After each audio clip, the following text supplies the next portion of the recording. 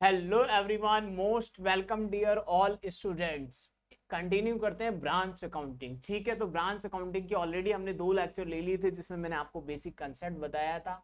और CA inter and CM inter में काफी इंपॉर्टेंट टॉपिक 10 नंबर के लिए आपके सिलेबस का 10 मार्क्स का टॉपिक है। वेटेज अच्छी है इसकी और आराम से एग्जाम में हर बार जनरली आता ही आता है।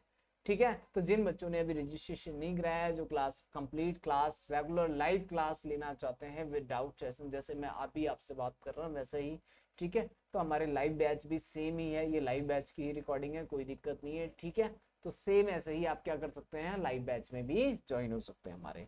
ठीक है, तो कंटिन्यू करते हैं।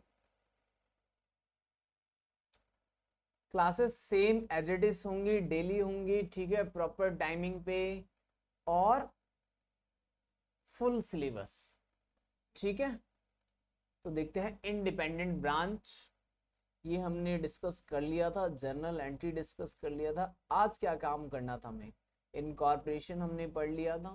ये सारी चीजें हमारे प्रीवियस क्लासेस के नोट्स, जो बच्चे आज पहली बार ज्वाइन कर रहे हैं, ठीक है, मेरी रिक्वेस्ट है सभी से कि पहले वो 2 लेक्चर्स देख लें, फिर थर्ड लेक्चर को कंटिन्यू करें। तो जल्दी से जल्दी उसको भी कंप्लीट कर लें। जो आज हमारे नए बच्चे ऐड ऑन हुए हैं, आई होप आप वो नेक्स्ट क्लास में क्या करके आएंगे, पहले पुराने 2 लेक्चर देखेंगे, फिर आज वाला अगेन देखेंगे, तीनों लेक्चर को देखेंगे, तभी आपको अच्छे से समझ में आएगा। चलिए जी बच्चों, स्टार्ट करते हैं फिर अपना क्वेश्चन आज। तो आज क्या काम करना है हमें, आज हमें प्रैक्टिस करनी है। और लास्ट क्लास में मैंने लिखवा दिया था ना आपको एक बार, ये डिपेंडेंट ब्रांच करने जा रहे हैं। डिपेंडेंट ब्रांच में डेटर सिस्टम को हम आज सॉल्व करने जा रहे हैं।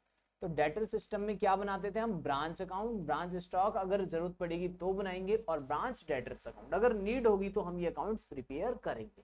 ठीक है, कैसे करना है देखते हैं, कंटिन्यू करते हैं। तो क्वेश्चन जो हमने, जी रहा क्वेश्चन, आई होप सभी को क्वेश्चन विजिबल होगा। ठीक है, तो क्वेश्चन देखिए, रीड करिए पहले फिर आगे करते हैं। तो क्वेश्चन में लिखा है ABC limited invoice goods, ABC limited invoice goods. कोई एबीसी लिमिटेड है, वो क्या करते हैं, goods invoice at cost to its branch, at cost to its branch. ठीक है, आगे देखते हैं, situated in West Bengal. Okay, the branch sell goods on credit as well as for cash. जो हमारी ब्रांच है बच्चों, वो कैश सेल भी करती है और क्रेडिट सेल भी करती है। जो ब्रांच है हमारी, वो कैश सेल में भी डील करती है एंड क्रेडिट सेल में भी डील करती है, इसमें कोई दिक्कत नहीं। आगे चलते हैं। From the following details relating to Kolkata branch. ठीक है, prepare a branch account to ascertain profit और लॉस एट द ब्रांच। ठीक है, तो क्या करना है हमें, प्रिपेयर करना है ब्रांच अकाउंट। कैसे बनाते हैं वो मैंने फॉर्मेट आपको लिखवा दिया था। अभी प्रैक्टिकल क्वेश्चन करने जा रहे हैं, तो सभी बच्चे कोई नोट नहीं करेगा, पहले सबको देखना है, अच्छे से समझना है। सबसे पहली एंट्री क्या है, goods from receive from ABC limited, goods receive from ABC limited, goods receive हुए हैं एबीसी लिमिटेड से 25,400 रुपए के। ठीक है, goods return to ABC limited, हमने वापस भी कर दिए। एबीसी लिमिटेड कंपनी है, ब्रांच ने वापस कर दिया 350 का। Cash sale, credit sale. Cash sale तो आता था ब्रांच अकाउंट में, क्रेडिट सेल डेटर अकाउंट में आता है, ब्रांच अकाउंट में तो कहीं नहीं आता। लिखवाया था नहीं ना, नहीं था ना credit sale.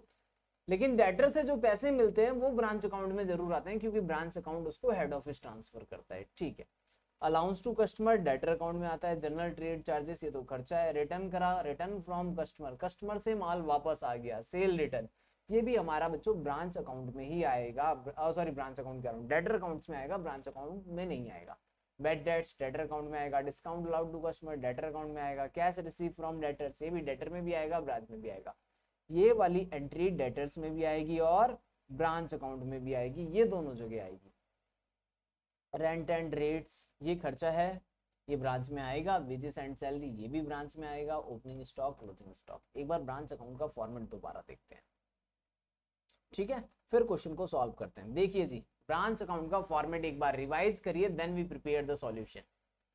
The balance BD, सबसे पहले ओपनिंग बैलेंस ऑफ एसेट्स लिखना है। सबसे पहले क्या लिखना है, स्टॉक, डेटर, फर्नीचर, कैश। अगर कोई भी ओपनिंग एसेट्स है तो वो नोट करना है, सबसे पहला काम। Goods sent to branch, head office ने जो माल ब्रांच को दिया वो डेबिट में लिखना है। ठीक है, कैश सेंट, वो भी डेबिट में लिखना है। हेड ऑफिस टू ब्रांच, खर्चों के लिए पैसे दिए होंगे, जैसे उसमें एक्सपेंस दिया था वो यही है, और कुछ नहीं है। हेड ऑफिस ने ही पेमेंट करी है एक्सपेंसेस की। बाकी अगर लोड वगैरह होगा तो वो हम डाल लेंगे। ओपनिंग वैल्यू ऑफ लाइबिलिटी है तो वो क्रेडिट साइड में आएगी। गुड्स सेंड टू ब्रांच, ये गुड्स रिटर्न वाला है, कौन सा वाला है ये, रिटर्न वाला, ठीक है। कैश रेमिटेंस आता है, ये कैश आता कहां से, कैश सेल से और डेटर से, कैश सेल से और डेटर से, ठीक है। फिर क्लोजिंग बैलेंस ऑफ एसेट्स। अब सॉल्व करते हैं क्वेश्चन को। ब्रांच स्टॉक और ब्रांच डेटर अगर जरूरत पड़ेगा तो हम बना लेंगे, ठीक है। अगर नीड होगी तो हम ये अकाउंट्स प्रिपेयर कर लेंगे, कौन से, ब्रांच डेटर अकाउंट भी और ब्रांच स्टॉक अकाउंट। कैसे पता चलेगा नीड है या नहीं है, क्वेश्चन में देखते हैं हमें ओपनिंग वैल्यू गिवन है या नहीं। तो क्वेश्चन में ओपनिंग स्टॉक भी है, क्लोजिंग स्टॉक भी है, तो मुझे स्टॉक अकाउंट नहीं बनाना पड़ेगा, ओनली डेटर्स अकाउंट बनाना पड़ेगा, क्योंकि क्लोजिंग डेटर्स की वैल्यू नहीं है, ओपनिंग डेटर्स की भी नहीं है। तो क्लोजिंग डेटर ही जनरली फाइंड होके आएगा, जो बैलेंसिंग फिगर होगा वो क्या होगा, क्लोजिंग डेटर होगा। तो क्लोजिंग डेटर हम निकालेंगे इसमें, ठीक है। देखते हैं कैसे कैलकुलेट करना है। तो बनाते हैं इस क्वेश्चन का ब्रांच अकाउंट बच्चों, ब्रांच अकाउंट।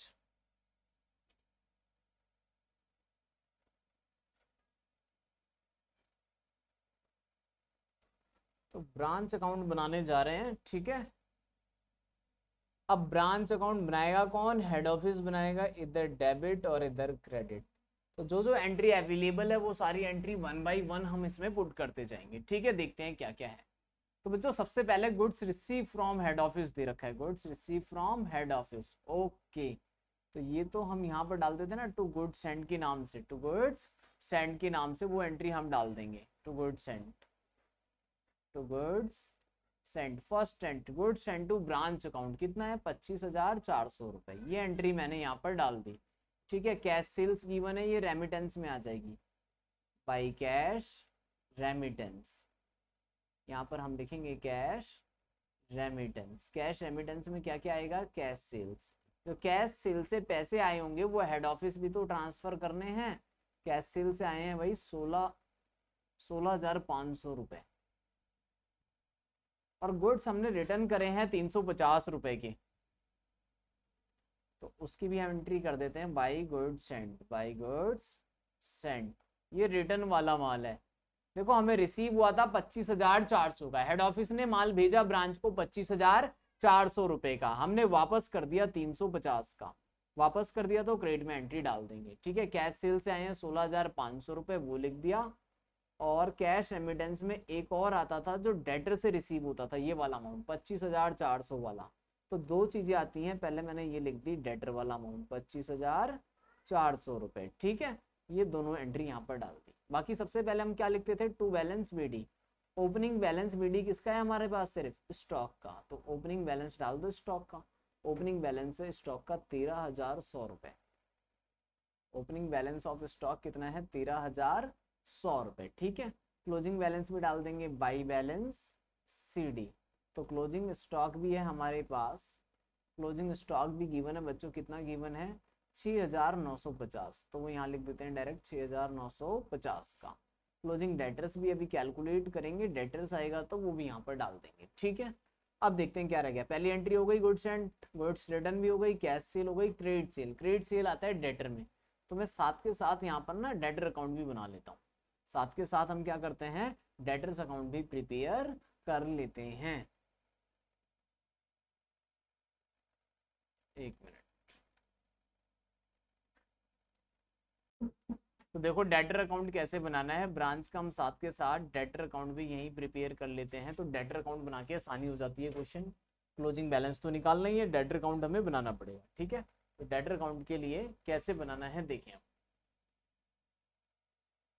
भाई, डेटर अकाउंट में सबसे पहले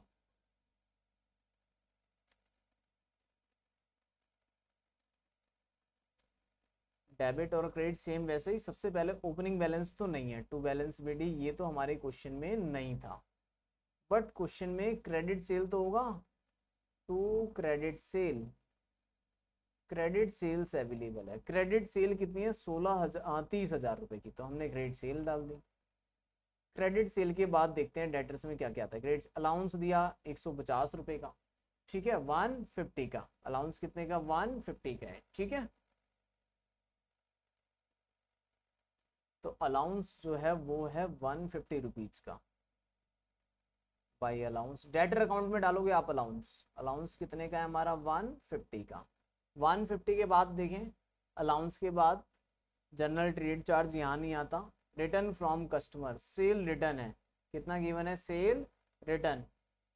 तो सेल रिटर्न का क्या करना है बच्चों, सेल रिटर्न भी गिवन है। सेल रिटर्न है हमारे पास 300 रुपये, तो सेल रिटर्न की एंट्री कर देंगे हम बाई सेल्स रिटर्न।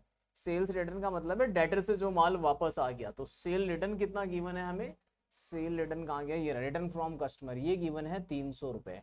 ठीक है, फिर है बेड डेट्स, अगली एंट्री में हमारा बेड डेट्स, तो बेड डेट भी गिवन है, बेड डेट भी डाल देते हैं, बेड डेट भी 300 ही गिवन है। तो जो भी डेटर से रिलेटेड है वो सारी एंट्री यहाँ डाल दो डेटर्स वाली। और देखो बेड डेट के बाद डिस्काउंट दिया हमने कस्टमर को, बाई डिस्काउंट, डिस्काउंट अलाउड किया, तो डिस्काउंट अलाउड जो करा है वो भी डाल दो। डिस्काउंट अलाउड कितना किया है हमने, 1200 का, डिस्काउंट अलाउड की एंट्री। ठीक है, डिस्काउंट अलाउड के बाद कैश रिसीव, एक important entry, by cash, debtor से कैश मिला, कैश रिसीव हो गया 24,600। अब ये पैसे हमें हेड ऑफिस भी तो भेजने हैं, तो ये हम ब्रांच अकाउंट में भी डाल देंगे, ये डाल दिए मैंने यहाँ पर पहले ही। ठीक है, ये अमाउंट गलत लिख दिया था, इसको ठीक कर लेते हैं भाई। ये अमाउंट डेटर से जो मिला है, जो डेटर से अमाउंट मिला है वो 24,600 है। ओके, 24,600 रुपये। तो ये कितना हो जाएगा, एक बार टोटल कर लो, 24,600 प्लस 16,500, ये हो गया 41,100 रुपये। ठीक है, आप लोग ध्यान से डालना है इसको, मैंने कुछ गड़बड़ कर दी थी बट यहाँ ठीक डाला है, कोई दिक्कत नहीं। ठीक है, बाई बैलेंस शीटिंग, तो वो चीज़ें रेक्टिफाई हो जाती है, इतना कोई इशू नहीं है। अब टोटल लगाते हैं इसका 30,000, ये हमारी क्रेडिट सेल। ठीक है, 30,000 रुपये की क्रेडिट सेल कितने की है, 30,000 की। अब 30,000 में से माइनस कर दो 150, 300 अगेन 300, 1200, देन माइनस करो 24,600, 3450। बैलेंस कितना निकल के आ रहा है, 3450। तो क्लोजिंग जो डेटर है वो 3450। इस तरह से आप डेटर अकाउंट बनाएंगे और डेटर अकाउंट का क्लोजिंग बैलेंस कैलकुलेट हो जाएगा। चलिए फटाफट से आते हैं यहाँ पर और इधर पुट करते हैं 3450, this is our closing debtor. ठीक है, देखो ओपनिंग स्टॉक गिवन है, गुड्स एंड डाल दिया, गुड्स रिटर्न डाल दिया, कैश रेमिटेंस डाल दिया, ध्यान से cash remittance, closing value stock की भी डाल दी और डेटर्स की भी डाल दी। यहां तक कोई कंफ्यूजन किसी को? और क्या एंट्री रह गई बच्चों, ओपनिंग डेबिट में डाल दिया 25,400, गुड्स रिटर्न डाल दिया, cash sale credit sale debtor account में आ गया, अलाउंस डेटर अकाउंट में आ गया, जनरल ट्रेड चार्जेस। ओके, अब ये खर्चे कहाँ से आए होंगे, खर्चे के पैसे तो हेड ऑफिस ने दिए होंगे, हम यहाँ लिखेंगे टू कैश सेंट। ठीक है, general trade charges, general trade charges कितने रुपए का है भाई, जनरल ट्रेड चार्जेस 650 रुपए, ये पैसे हेड ऑफिस ने दिए होंगे। Return from customer cell return, ये डेटर अकाउंट में चला गया, बैड डेट डेटर में गया, डिस्काउंट अलाउड ये भी डेटर में, कैश रिसीव डेटर में, rent and rates. Okay, rent के पैसे भी तो हेड ऑफिस ही देगा भाई, डिपेंडेंट है ना, 900 रुपए। वेजेस और सैलरी, वेजेस एंड सैलरी के पैसे भी हेड ऑफिस से मिलेंगे 3,000 रुपए। तो कितना हो गया टोटल, 3,000 प्लस 900 प्लस 650, 4,550 रुपए।